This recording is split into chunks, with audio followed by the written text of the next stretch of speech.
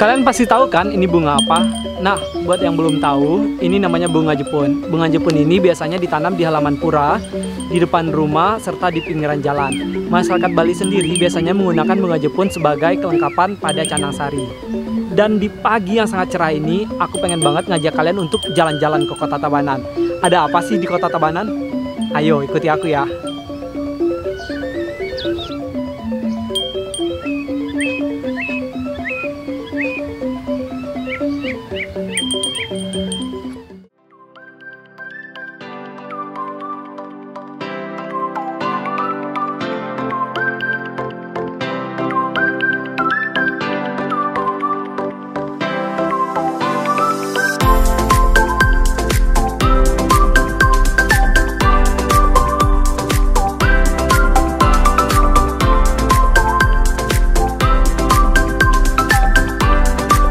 Kalian ke Tanah Lot, kalian nggak boleh ngelewatin klepon asli dari Desa Kediri ini.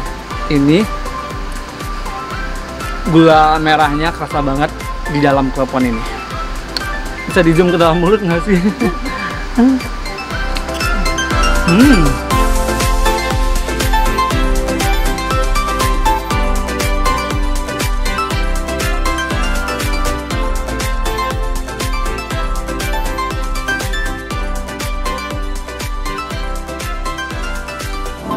Namanya Lak-lak Biu Men Bayu. Lalak Biu Men Bayu. Jangan Lak-lak. Lak-lak. Lak-lak Biu Men Bayu. Sejak kapan jualan Pak? Dari 2009. Pakai cat keliling. Lak-lak itu dari tepung beras. Itu kanji. Oh, kanji. Ada. Kita tak boleh rahasia kan, tak boleh buka tuh. Oh gitu. Ya. Ini cara pembuatannya begini. Yang udah pernah kesini siapa aja Pak? Oh banyak sih. Bupati. Tapi enggak. Dan Oh. Iya. Mana kita pakai ini. Oh begitu. Jadi Bapak udah pernah ke Jakarta juga? 2017. 2017. Ini 2017. Kalau sering kan di rumah ini. Ini ada pisang di tengahnya. Ada coklat ya Ibu ya? Sama Iya. kelapa ya? Iya, iya. Itu termasuk rasa yang dulu masih ada. Oh begitu. Walaupun udah dikasih rasa coklat. Pokoknya ini langsung dari desa apa namanya Pak? Penebel. Desa Penebel. Oh Penebel Kaje. Ah Penebel Kaje. Kita cobain ya.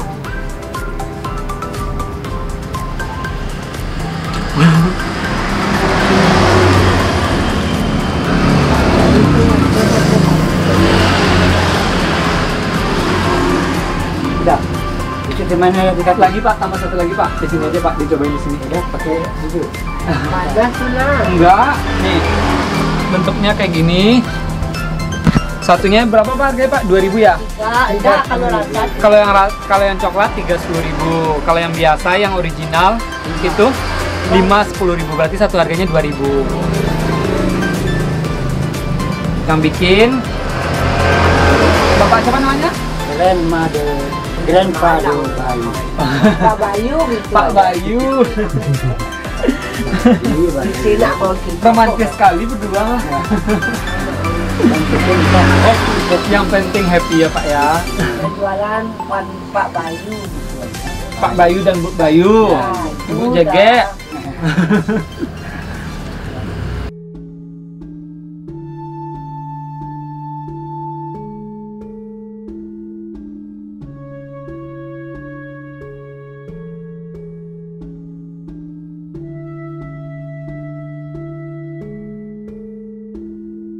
Nama saya adalah Iputu Arya Wiguna, boleh panggil saya Arya, dan saya adalah staf di Puri Anom Tabanan. Kita panggil beli ya. Iya boleh.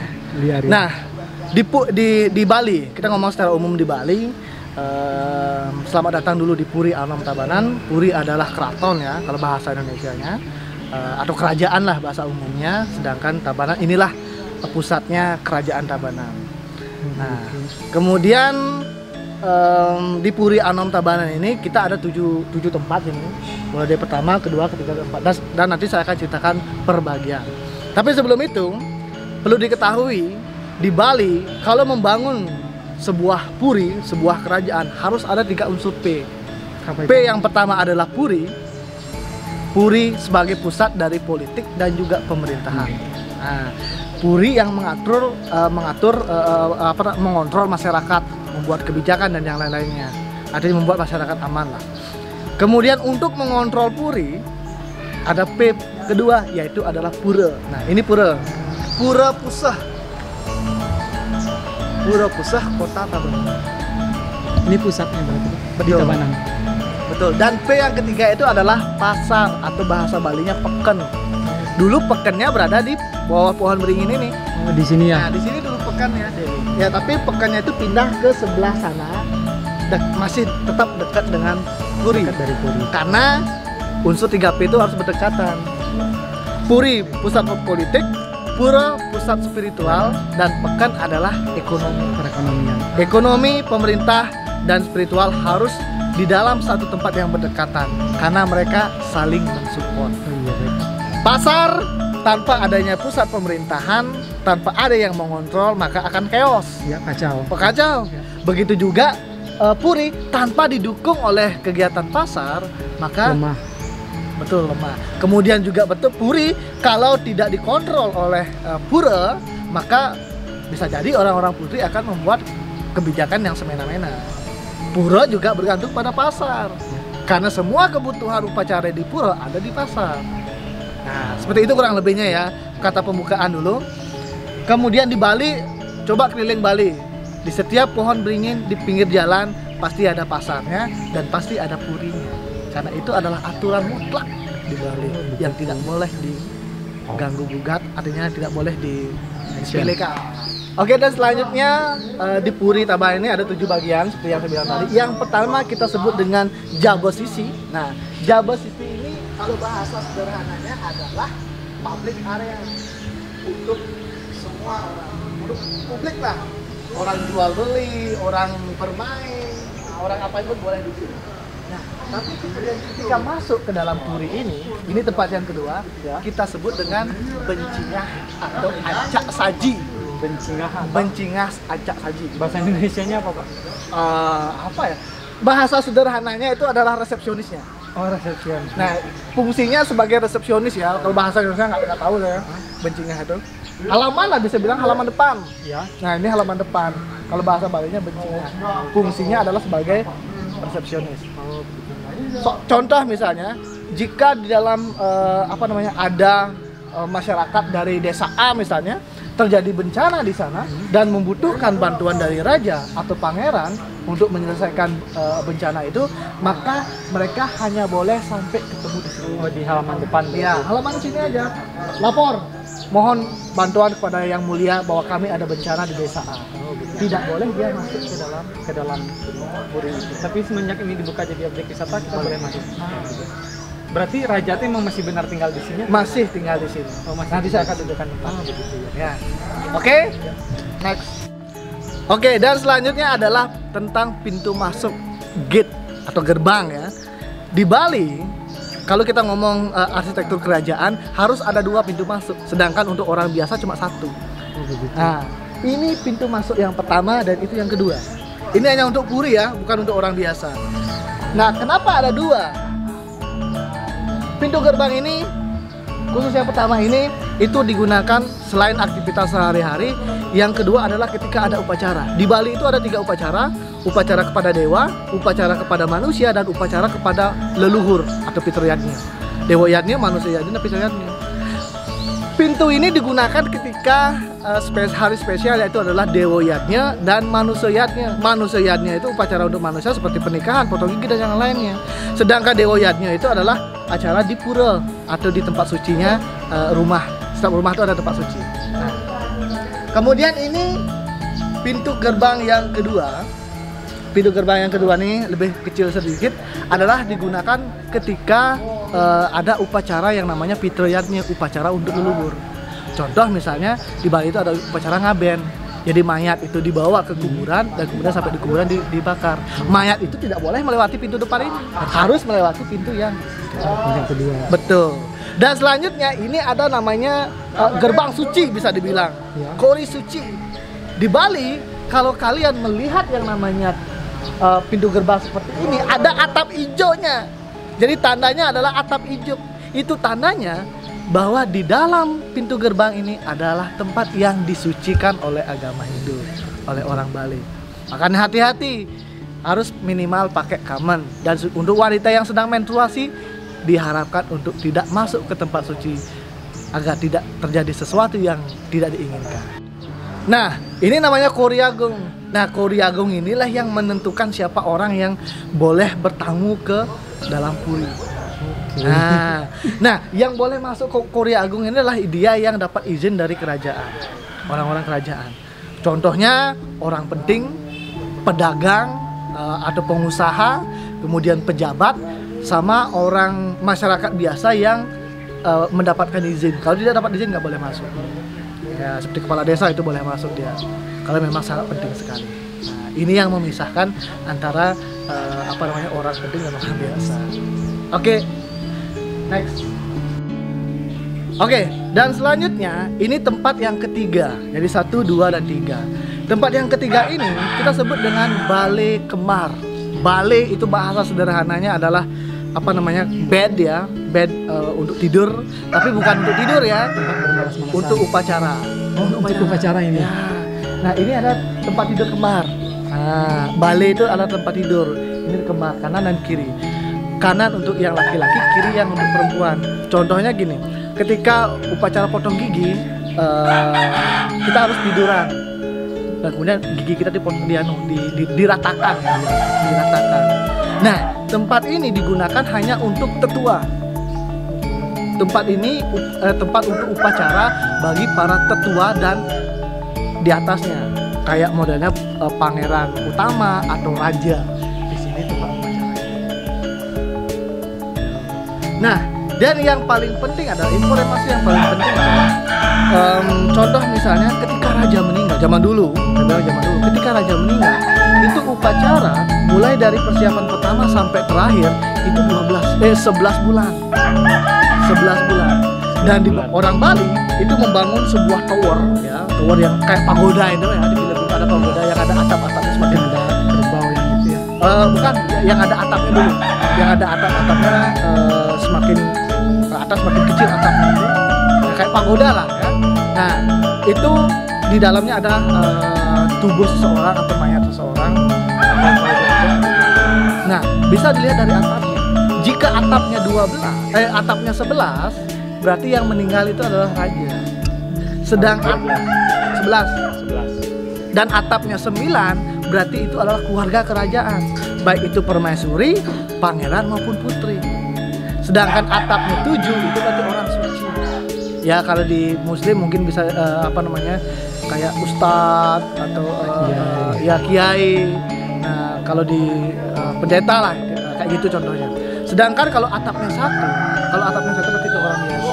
Itu bisa di Google nanti tentang bade namanya. Bade itu adalah. Nah, kemudian baru ada pengiringnya, itu ada kerbau, ada naga, ada singa, ya, tergantung itu. Nah, kurang lebih. Nah, kalau pintu ini bisa dilihat ada dua tempat tempat masuk lah. Ada 2 pintu. Gerbang ini ada 2 pintu. Yang ini adalah pintu keluarga ya, bisa bilang pintu keluarga. Jadi yang boleh masuk atau melewati pintu ini adalah anggota keluarga atau anggota kerajaan. Contohnya ada keluarga kerajaan lain dia berkunjung lewat pintu ini. Sedangkan di sini adalah staf atau pembantu dari raja. Orang biasa itu dari pintu sini ya. Dari sini. Oke. Dan kenapa lebih tinggi ini dan ini lebih rendah adalah ketika anggota kerajaan yang lewat, pembantunya harus merunduk kayak gini, menunjukkan tentang kehormatan. Oke? Kita lewat sini ya. Iya. Siap. Sedang buat video? Dah? Oh, siap. Silakan di videoin malu buat jelasin. Yang yang keempat ini kita sebut dengan tandaan. Tandaan berasal dari kata sandak, mesandaan yang artinya beristirahat. Bahasa kerennya guest house. Ya, ini bahasa kerennya guest house. Nah, guest house ini berfungsi untuk ada tamu. Contoh misalnya jika ada raja lain berkunjung ke sini. Karena zaman dulu itu sebelum ada mobil, sebelum ada motor, jadi kan ditandu tuh. Bayangkan dari Ubud sampai Tabanan ditandu dan sampai sini pasti lelah. Nah, ketika lelah maka sang raja akan istirahat di dalam sini.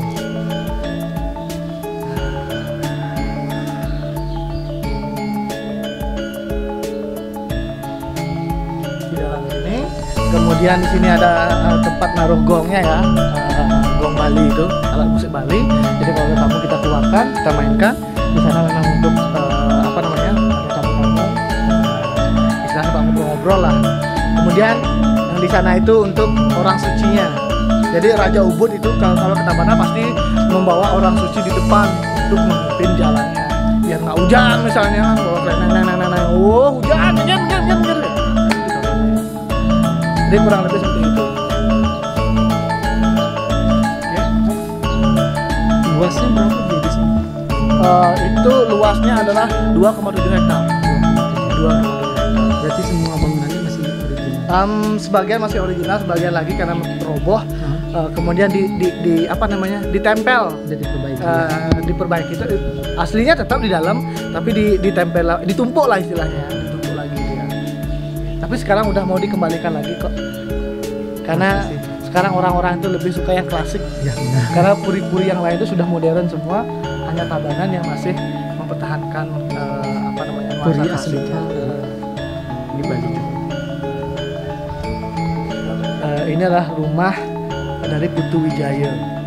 Wijaya. Putu Wijaya, dia seorang sastrawan. Kalau mungkin itu angkatan ayah kalian atau kakek kalian, sangat terkenal dulu ketika baru ada TPRI aja. Nah, dia sering menulis naskah-naskah kayak gitu. Nah, ini rumah beliau. Nama asli beliau adalah I Gusti Ngurah Putu Wijaya. Ini rumah beliau sekarang tinggal di dalam ruangan. Nah, ini kita sebut dengan Rongtlu. Ada 3 ruangan. Ini adalah rumahnya leluhur. Jadi ketika orang Bali meninggal, ketika orang Bali meninggal, dia kan antara tinggal di surga, bekerja di surga sama bekerja di neraka. Dan sewaktu-waktu kita akan panggil beliau yang bekerja di surga maupun bekerja di neraka untuk perayaan misalnya, ada upacara lah istilahnya. Karena gini, kepercayaan orang Hindu di Bali ketika orang meninggal, misalnya surga itu hanya sebuah tempat sementara orang sebelum dia balik lagi reinkarnasi ke dunia. Begitu juga neraka. Contoh misalnya, ketika orang Bali meninggal, karmanya 70% adalah karma baik, maka dia akan tinggal di surga. Di surga pun dia tetap beraktivitas, tetap bekerja sambil menebus 30% dosa-dosanya. Dan kemudian ketika salah satu cara penebusan dosa adalah anak-anaknya di dunia.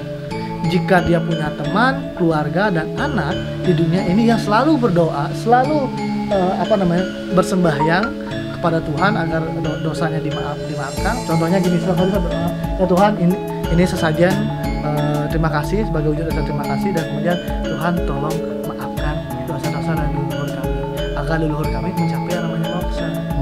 Moksa itu adalah bersatunya Atman dengan Tuhan itu sendiri. Gini, kepercayaan orang Hindu adalah Atman kita atau istilah soul atau jiwa atau roh adalah bagian terkecil dari Tuhan. Jadi di dalam tubuh kita itu ada bagian dari Tuhan, ada nilai dari Tuhan itu. Nah, kemudian ketika kita membohongi orang lain, itu sama artinya kita membohongi Tuhan atau membohongi diri kita sendiri. Gitu loh. Nah, makanya ketika dosa kita masih 30% kan kita harus bayar. Kalau kita nggak bisa membayar, ya kita akan lahir lagi ke dunia ini. Dengan catatan, kalau karma kita lebih banyak nih, tapi kita sudah waktunya harus reinkarnasi, putaran reinkarnasi, dan dosa kita belum habis, kita harus lahir lagi. Tapi bonusnya adalah kita lahir dengan wajah yang ganteng.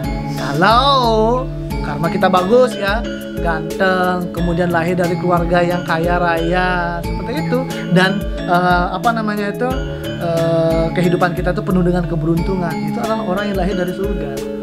Tapi dengan catatan, kau tetap masih punya hutang. Jadi orang Bali percaya bahwa orang yang baru lahir itu sudah punya hutang, punya dosa yang harus dibayar. Ya cara membayarnya adalah berbuat baik. Sedangkan orang yang lahir dari neraka, yaitu dia cacat, keberuntungannya buruk, wajahnya buruk. Dia lahir dari neraka, tapi tetap mereka itu istilahnya punya kesempatan untuk mencapai moksa. Ketika orang cacat, dia menerima kekurangannya dan selalu berbuat baik, maka dia akan diangkat derajatnya. Begitu juga ketika orang yang cantik melihat orang yang cacat, itu kesempatan bagi si cantik itu untuk memperbaiki karmanya, harus membantu orang cacat. Itu kepercayaan kita di Bali. Istilahnya ada tatwa masih, kamu adalah aku adalah kamu. Contoh orang Bali lagi, ketika ada nih, kamu nih memfitnah saya, membohongi saya harus bersyukur sebenarnya. Karena apa? Karena dosa saya pindah ke kamu. Thank you bro, sudah ngambil dosa saya bro. Sakit memang, sakit bro hati saya, tapi itu untuk perbesar dosa nggak apa-apa lah. Berpindah dia. Iya pindah.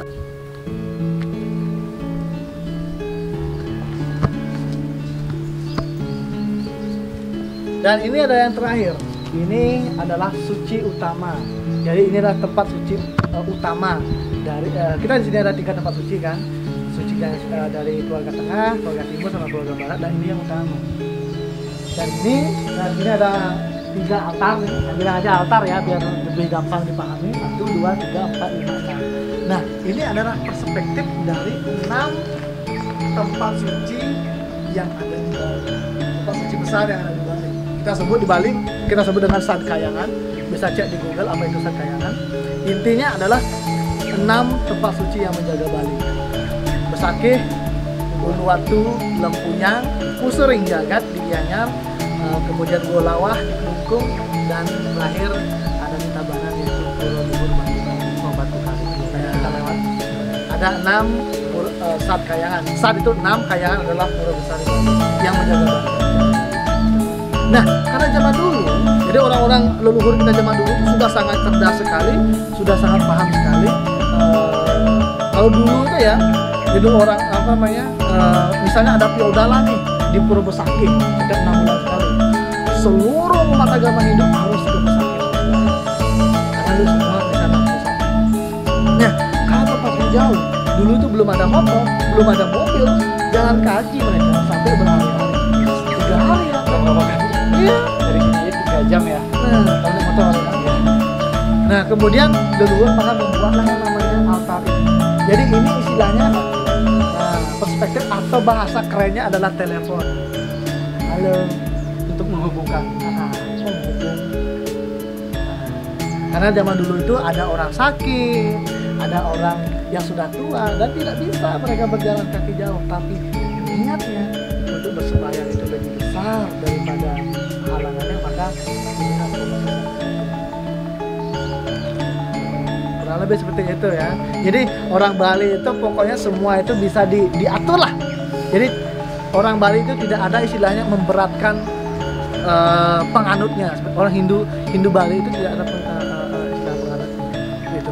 Karena konsep orang Bali itu apa yang disebut Tuhan.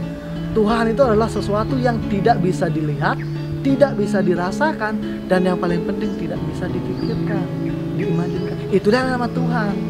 Apakah karena gini, sekarang itu banyak orang itu ya, mohon maaf ini, banyak orang itu masih menggambarkan Tuhan itu sebagai gentleman. Paham kan? Sebagai gentleman, sebagai pria.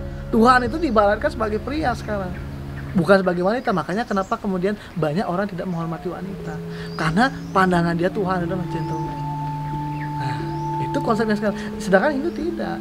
Nah, itu Tuhan. Kemudian yang selanjutnya adalah dari Tuhan itu adalah sinyal suci. Kemudian disebutlah dewa. Dewa itu staf dari Tuhan. Brahma, Wisnu, Siwa yang punya job masing-masing. Dan kemudian percikan kecil dari Tuhan, baru yang namanya Atma, mendapat tubuh manusia, mendapat tubuh tumbuhan, mendapat tubuh hewan. Di dalam pohon itu ada yang namanya nilai dari Tuhan. Di dalam tubuh hewan ada nilai dari Tuhan, di dalam tubuh manusia ada nilai dari Tuhan. Dan kemudian makanya orang Bali membuatlah upacara kepada hewan, tumbuhan setiap 6 bulan sekali. Hanya untuk mengobati aja. Itu kembali lagi ke masalah keseimbangan. Dan kitab suci agama Hindu itu adalah Weda. Weda itu apa? Weda itu adalah pengetahuan. Jadi kata lain dari pengetahuan adalah Weda. Makanya kenapa orang Hindu Bali itu semua kebudayaan luar yang bagus ini diterima karena itu pengetahuan. Dan kemudian kenapa orang Bali contoh ya tidak pernah membaca namanya Weda? Bukan tidak pernah membaca Weda, hanya saja kenapa Weda itu kemudian tidak dibentukkan. Mohon maaf, misalnya di Muslim ada Al-Quran, kemudian ada Injil. Kenapa Weda itu tidak seperti itu?